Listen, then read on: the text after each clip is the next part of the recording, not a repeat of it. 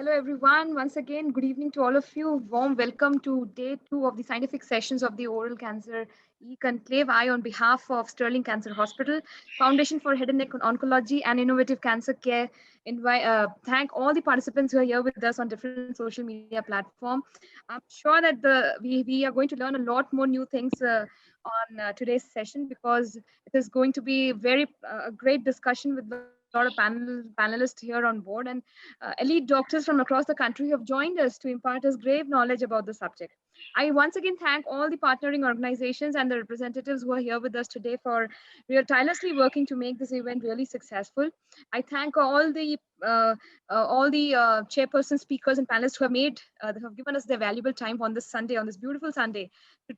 So we now move on to the next talk by Dr. Deepal Shah. For that, I would like to invite Dr. Anand Tripathi, who is the chairperson for the second talk. He is associate professor in the Department of Orthodontics, Sarvasthi Dharmantri Dental College and Hospital, and he's been member of the editorial board of Journal of Indian Orthodontic Society, and has been the fellow of the World Federation of Orthodontics as well. For the talk, I would like to invite Dr. Deepal Shah. He's a radiologist at the Sterling Cancer Hospital, Ahmedabad.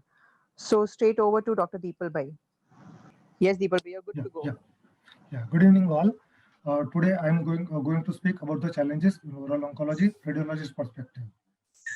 As we all know, the many changes made to the head and neck chapter of the 8th edition of AJCC Cancer Staging Manual have resulted in the confusion. So, I'll be discussing on the mainly radiologist perspective the difference in the staging of oral cancer between the AJCC 7th edition and 8th edition. The main point of difference are now depth of invasion is new pathological criteria for determining T status. Additional criteria of extranodal extension of tumor has been added. Extrinsic tongue muscle involvement no longer determines the T4 status. And external dry lip squamous cell carcinoma are staged under the cutaneous carcinoma of head and neck. This is the table showing comparison between the T staging of AJCC 7th edition and 8th edition. And as you can see, depth of invasion has been added in the 8th edition. Previously, tumor with less than 2 centimeter is staged as T1 tumor. But now, even if tumor is less than 2 centimeter, but its depth of invasion is greater than 5 mm, it is now staged as T2 tumor. Previously, tumor between 2 to 4 centimeter are staged as T2 tumor. Now, tumor between 2 to 4 centimeter with depth of invasion greater than 10 mm are staged as T3 tumor. Now, tumor greater than 4 centimeter with depth of invasion more than 10 mm are staged as T4 tumor, which was previously staged as T3 tumor. Previously, involvement of the extrinsic muscle of the tongue is staged as T4 tumor. This criteria has been removed from the recent staging criteria. So, what is depth of invasion? Depth of invasion is a pathological measurement of the spread of the tumor below the basement membrane at surgical resection, and it is separate from the total thickness of the tumor. Exophatic tumors might have minimal depth of invasion despite being large in diameter, while endophatic tumors might have substantial invasion while a smaller diameter. So on radiological imaging, uh, uh, depth of invasion is the distance from the reconstructed mucosal surface to the deepest point of invasion, and the tumor thickness represents distance from the tumor surface to the deepest point of invasion. Why depth of invasion is so important? Because many articles have shown that it assesses the tumor invasiveness and it has prognostic value. More the depth of invasion, more the likelihood of nodal metastasis and local recurrence rate. Now I'll see how to measure depth of invasion on imaging. This is a diagram showing this gray shaded area showing tumor along the right lateral margin of the tongue. So this is a flat tumor. So for this type of tumor, tumor surface and mucosal surface lies at the same plane. And so if we measure depth of invasion, it is measured from the mucosal surface up to the deepest point of invasion like this. And tumor thickness is from tumor surface up to the deepest point of invasion. So for the flat tumor, depth of invasion and tumor thickness are usually equal. If we have to measure depth of invasion in exophatic tumors like this, first we have to reconstruct the mucosal surface from this point up to this point, and then we have to measure depth of invasion from the reconstructed mucosal surface up to the deepest point of invasion. So depth of invasion in this case will be measured from this point up to this point. If you have to measure the tumor thickness in this case, it is measured from the tumor surface up to the deepest point of invasion, like this. So for the exophytic tumors, depth of invasion is less than the tumor thickness. Now for the ulcerated tumor, if we have to measure the depth of invasion in such type of tumors, we have to reconstruct the mucosal surface from this point up to this point, like this, and then we can measure depth of invasion from the reconstructed mucosal surface up to the deepest point of invasion. And if we have to measure the tumor thickness, it is measured from the tumor surface up to the deepest point of invasion. So for the ulcerated tumor, as we can see, depth of invasion is greater than the tumor thickness. Now we'll see case. This is the case of squamous cell carcinoma of left lateral border of the tongue. Axial contrast enhanced CT scan images show enhancing ulcerated mass lesion along the left lateral border of the tongue. It is ulcerated lesion. So if we have to measure the depth of invasion in such cases, first we have to reconstruct the mucosal surface, and then we can measure depth of invasion from the reconstructed mucosal surface up to the deepest point of invasion. So it is 17 millimeter in such case. But tumor thickness will be measured from the tumor surface up to the deepest point of invasion. So tumor thickness will be less compared to the depth of invasion. There are many published articles correlating radiological depth of invasion with pathological depth of invasion. And there are strong correlation between the radiological, pathological, and clinical measurements in the deep tumors having significant depth of invasion more than 5 mm. But for the superficial tumors, less than 5 mm depth of invasion, clinical and radiological examination had low correlation with the pathological depth of invasion. Coming to the modalities, MRI is the best modality for evaluation of the tongue lesion and the depth of invasion. The reported discrepancy between the radiological depth of invasion and pathological depth of invasion in various articles is in the range from 0.5 millimeter to 3 millimeter. This is one of the good article published in American Journal of Neuroradiology. It is the radiological pathological correlation of tumor thickness and its prognostic importance. It is the study of 354 consecutive patients, and they have concluded that there is a good radiological pathological tumor thickness correlation, and radiological thicker tumor was predictive of inferior survival. In this study, median pathological tumor thickness was 9 millimeter for the entire cohort, and median radiological tumor thickness was 10 millimeter for the entire cohort. For the oral tongue lesions, median pathological tumor thickness was 11 millimeter, and median radiological tumor thickness was 12 millimeter. So discrepancy between the radiological and pathological tumor thickness was 1 millimeter in this study. They also stated that MRI imaging showed slightly better correlation with the pathological tumor thickness as compared to the CT scan. One another article of diagnostic accuracy of MRI in the assessment of tumor invasive depth. In this study, the mean histological depth of invasion was 13.5 millimeter, and mean MRI depth of invasion was 15.2 millimeter. So discrepancy between the radiological and pathological depth of invasion was 1.7 millimeter. And they have concluded that pre-operative MRI is an accurate method for the measuring tumor invasion depth in the oral tongue, and it has predictive value for nodal metastasis in oral tongue cancers. Now we'll see few cases how the changes in the recent AJCC criteria affect the T staging of the tumor. This is the squamous cell carcinoma of right buccal mucosa. Contrast enhanced fat suppressed T1 weighted images show heterogeneously enhancing lesion along the right buccal mucosa. Its maximum length is 3.5 centimeter. So if we have to stage this tumor according to AJCC 7th edition, it will be staged as T2 tumor. But as you can see, its depth of invasion is 1.7 centimeter. So as its depth is more than 10 mm, it is now staged as T3 lesion. Another case, this is a known case of squamous cell carcinoma of dorsum of the tongue. T1 weighted sagittal contrast enhanced fat suppressed images.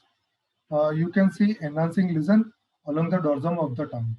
The maximum length of the lesion is 16 millimeter. So if we have to stage this tumor according to the 7th AJCC 7th edition, it will be staged as T1 tumor. But you can see from the second figure, its depth of invasion is 6 millimeter. So now it is staged as T2 tumor. Coming to the extrinsic muscle involvement of the tongue, this is the case of squamous cell carcinoma of right lateral border of the tongue. T1 axial, T2 coronal, fat set T2 axial, Post-contrast fat-suppressed T1 coronal and axial images show lesion along the right lateral border of the tongue. The lesion is involving genioglossus muscle. So if we have to stage this tumor according to AJCC 7th edition, as it is involving extrinsic muscle of the tongue, it will be staged as T4A tumor. But now this criteria has been removed from the staging criteria. So now this tumor will be staged as T3 tumor. Now coming to the nodal staging. This is the table showing comparison between the end staging of AJCC 7th edition and 8th edition. And as you can see, ENE criteria has been added in the recent staging. And from N1 to N3A, all nodes are ENE negative. But if any node, metastasis in any node with clinically overt ENE positive is now staged as N3B, irrespective of its size and location. What are the imaging findings of extranodal extension? On the CT scan, there are irregular margin of the node, perinodal fat stranding, loss of fat plane between the node and the adjacent structures, and the matted nodes. On the MRI, several new signs have been articulated, such as vanishing border sign, in which there is a loss of fat space between the node and the adjacent tissue on the T1 weighted images.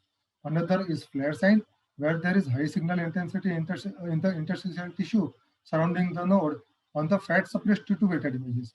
And third one is shaky margin sign, in which there is irregular and interrupted enhancement at the periphery of the node on the post-contrast fat suppressed T1 weighted images. Now we will see few cases how these signs look like on the imaging. This is the axial T1 weighted images. You can see enlarged node on the right side of the neck, and the fat plane between the node and the sternocleidomastoid muscle is obliterated. So this is vanishing border sign, and it is suggestive of extranodal spread of the disease. Coronal fat suppressed T2 weighted image. You can see enlarged node on the right side of the neck, and you can also see high signal intensity in the surrounding interstitial tissue from adjacent to the node. This is the flare sign, and it is also suggestive of extranodal extension of the disease. Post-contrast fat suppressed T1 axial images shows enlarged enhancing node on the right side of the neck. You can see irregular enhancement, irregular margin at the enhancing node. So this is the shaky margin sign, and it is also suggestive of extranodal spread of the disease, and this node will be staged as N3B node. This article was published in American Journal of Neuroradiology.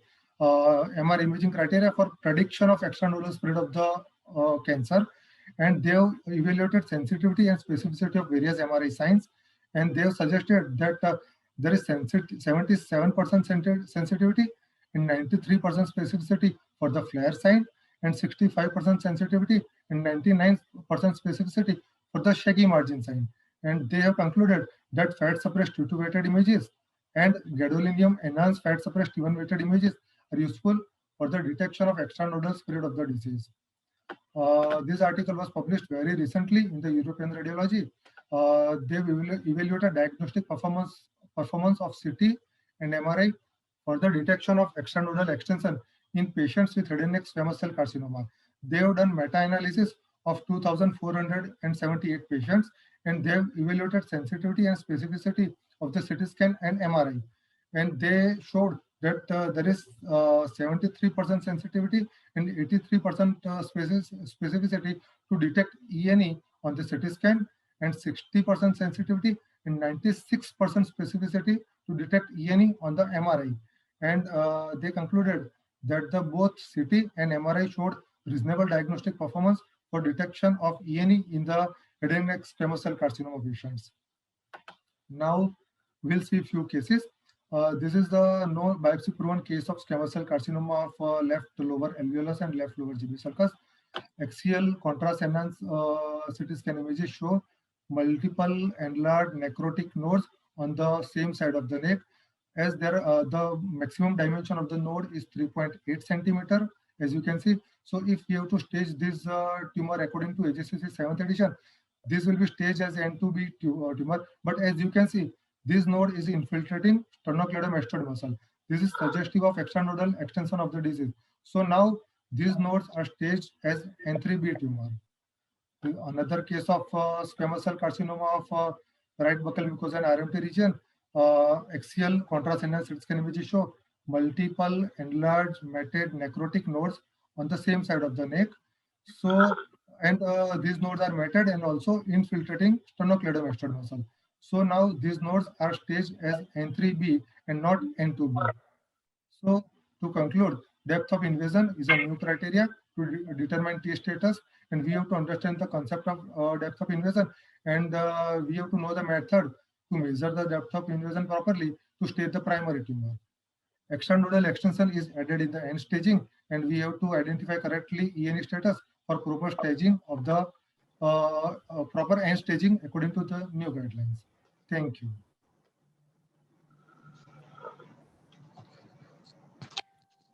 Thank you, Dr. Deepal Bhai. And now I would request Dr. Anand Tripathi to give his concluding remarks for Deepal Bhai's talk. Yeah, thank you so much. First of all, it's been privileged to be here on this conclave.